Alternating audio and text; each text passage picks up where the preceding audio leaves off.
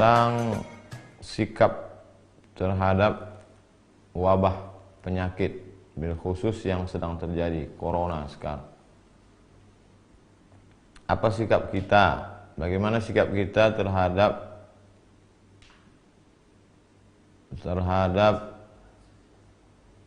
beberapa daerah yang mengosongkan masjid, tidak melaksanakan sholat Jumat dan sholat berjamaah?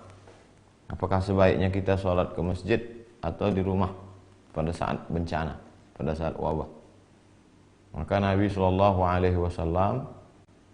sudah mengajarkan kepada kita dalam Sahih Bukhari dan Muslim, idza sami'tum bihi ta'un, idza sami'tum bihi, kalau kamu mendengar ada bihi di situ maksudnya ta'un, wabah, bencana, musibah, penyakit, bi ardin, pada suatu daerah, la taqdimu alaih, jangan kamu datang ke sana.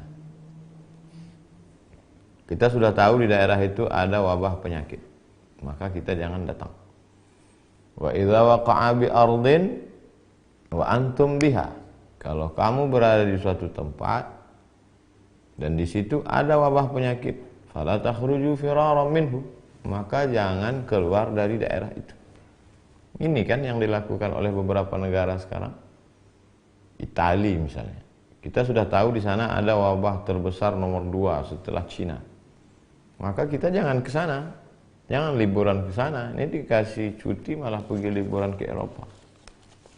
Dan kalau kita udah sempat ke sana, maka jangan pulang ke Indonesia. Alhamdulillah sekarang sudah ada karantina 14 hari untuk sterilisasi.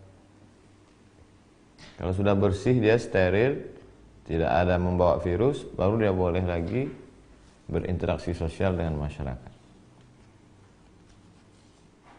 Lalu ada sebagian orang mengatakan, untuk apa kita takut bencana? Kita kan takutnya kepada Allah Subhanahu wa taala. Loh, ini kan yang mengajarkan Nabi Muhammad sallallahu alaihi wasallam. Kata Nabi, firra minal majzum, firra, larilah engkau, minal majzum. Kalau ada orang yang terkena penyakit menular, di sini dalam konteks ini Nabi menyebutkan penyakit kusta. Firra minal, larilah engkau dari orang yang kena penyakit kusta, firaraka minal asad, seperti engkau lari dari singa. Jadi kita lari dari suatu daerah kawasan yang banyak virus itu bukan kita lari dari takdir. Bahkan pada masa Sayyidina Umar bin Khattab ada suatu lembah, di situ banyak wabah, hama, virus. Kemudian kata Umar bin Khattab, mari kita pindah ke tempat yang tidak ada manusia di situ, yang bersih, steril. Loh, kalau begitu kita lari dari takdir, kita pindah dari takdir yang buruk ke takdir yang baik. Nah, jadi bukan berarti ketika ada orang terkontaminasi bakteri lalu saya tidak takut pada bakteri, hanya takut pada Allah. Itu tidak betul. Kita sudah meninggalkan sunnah Rasulullah SAW. Bagaimana kalau ada orang yang jelas-jelas tertular, kena virus, lalu dia ingin bersalaman dengan kita? Zaman Nabi pernah itu. Ada orang yang sudah terkena penyakit kusta menular. Kata Nabi, inna qad bay'anaka farji'.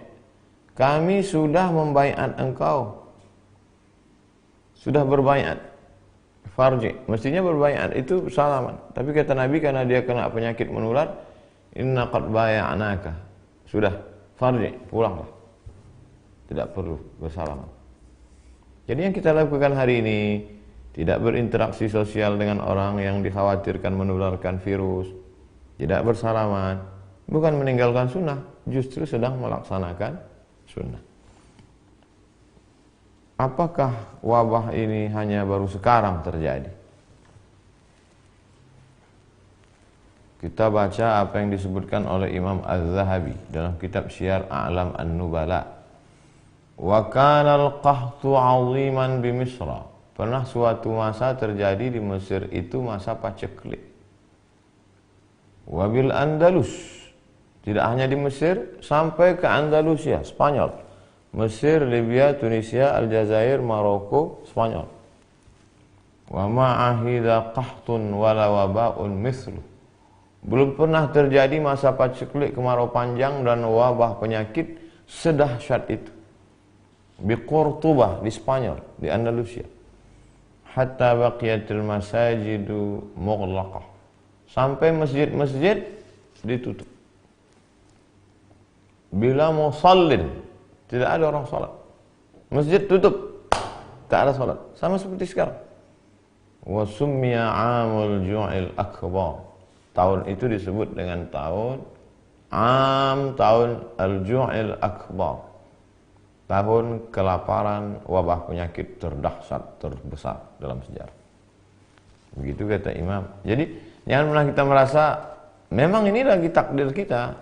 1820 pernah terjadi. Dulu ada namanya kolera, dulu pernah ada flu burung, dulu pernah ada medco. Dan ini takdir. Makanya di antara rukun iman, antu'mina billah wa malaikatihi wa kutubihi wa rusulihi wal yawmil akhir wa biqadri khairihi wa syarrihi. Oleh sebab itu bagaimana sikap kita? Ati'ullah, ta'at kepada Allah, wa ati'ur Rasul, ta'at kepada Rasulullah SAW, wa ulil amri. Ulil amri ulama.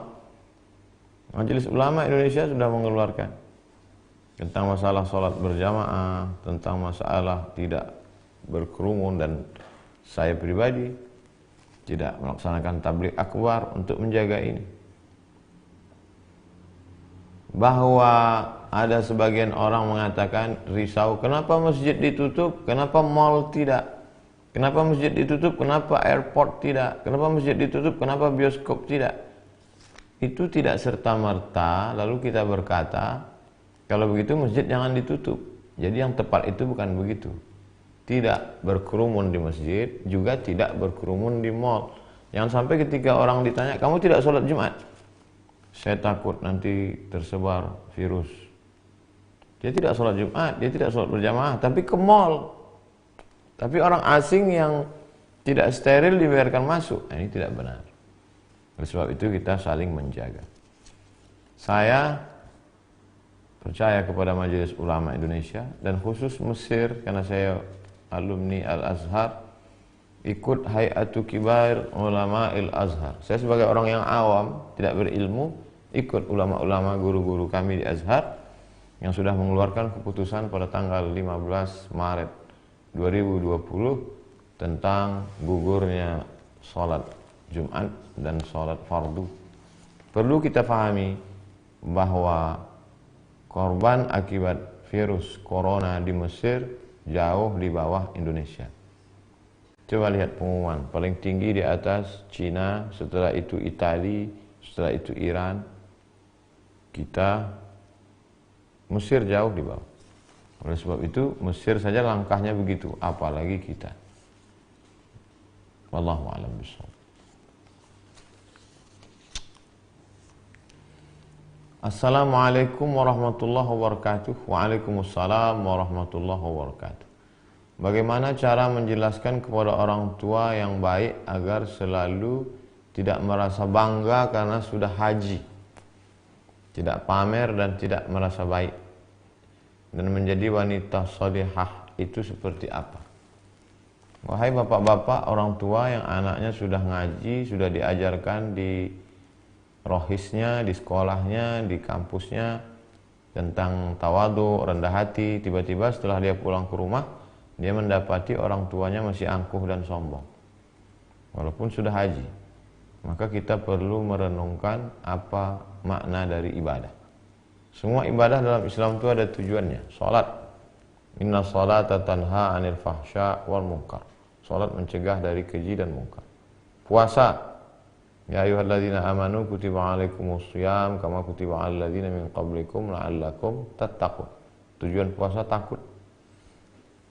Haji, tujuan haji, faman farada fihi al hajja, siapa yang melaksanakan haji fala rafasa, menjauhi seksual, wala fusuqa, jangan lagi nakal secara yang non seksual, korupsi, termasuk dosa batin, angkuh, sombong, takbur, hasad. Wala jidal, lidahnya tidak kasar. La yadkhulul jannah, tidak masuk surga man kana fi qalbihi, siapa yang dalam hatinya mithqala habbatin min khardalin min kibrin, ada sombong sebesar biji sawi. Mestinya orang yang pulang haji itu justru lebih rendah hati, karena inti dari haji al-hajju arafah. Haji itu wukuf di padang Arafah. Di padang Arafah dia sudah melihat tidak ada orang kaya, tidak ada orang miskin, tidak ada ulama, tidak ada rakyat jelata, tidak ada penguasa, semua pakaiannya sama. Oleh sebab itu, di antara pesan hikmah di balik ibadah haji adalah tidak angkuh dan tidak sombong. Cukup share video ini ke orang tua, sahabat, kawan yang sudah haji tapi justru makin sombong. 2. Menjadi wanita salihah. Yang pertama, al-imanul qawi, imannya mesti kuat. Yang kedua, al-iman al-aqidatul matinah, imannya kuat. Yang kedua, sahihul ibadah, ibadahnya mesti benar. Yang ketiga, al-akhlaqul karimah, berakhlakul karimah. Ada orang sopan, baik, lembut, tapi akidahnya menyimpang. Tidak betul. Ada orang rajin ibadah, rajin sedekah, tapi lidahnya kasar, berarti akhlaknya kurang. Seorang baru dikatakan baik kalau cukup 3. Al-aqidatul matinah, akidahnya, tauhidnya benar, la ilaha illallah Muhammadur Rasulullah. Kemudian setelah itu al-ibadatus sahihah, sahihul ibadah. Ibadahnya benar menurut tuntunan sunnah Rasulullah sallallahu alaihi wasallam. Yang ketiga, al-akhlaqul karimah, berakhlakul karimah. Berdosakah seorang ibu jika saat anak membangun rumah tapi uangnya dikorupsi oleh ibunya? Datang seorang melaporkan ayahnya kepada Nabi sallallahu alaihi wasallam. Ya Rasulullah, ayah saya mengambil harta saya. Kata Nabi, anta wa maluka li abik. Engkau dan hartamu milik bapak. Jangankan engkau, jangankan hartamu, engkau, anta wa maluka li abik. Engkau dan bapakmu, engkau dan dirimu milik bapak. Nabi sedang mengajarkan bakti seorang anak kepada orang tua. Tapi pun meskipun begitu, tentu ada batas kewajaran. Kira-kira yang wajar itu berapa? Kalau sampai di atas lebih dari kewajaran, tapi jangan gara-gara itu sampai seperti yang kita lihat di pengadilan. Seorang anak menuntut ibu hanya karena sebatang kayu yang dipotong. Oleh sebab itu tidak benar. Jadi dalam hal ini mesti dilihat batas kewajaran. Ibu mengambil uang untuk keperluan dia sehari-hari. Kira-kira batas yang normal, yang wajar itu berapa untuk kebutuhan seorang ibu? Makannya, pakaiannya, dia ambil, baik. Tapi lebih daripada itu, maka mesti diberitahu. Bukan anak yang beritahu, tapi ada orang lain yang ucapannya didengar oleh si ibu. Wallahu a'lam bishawab.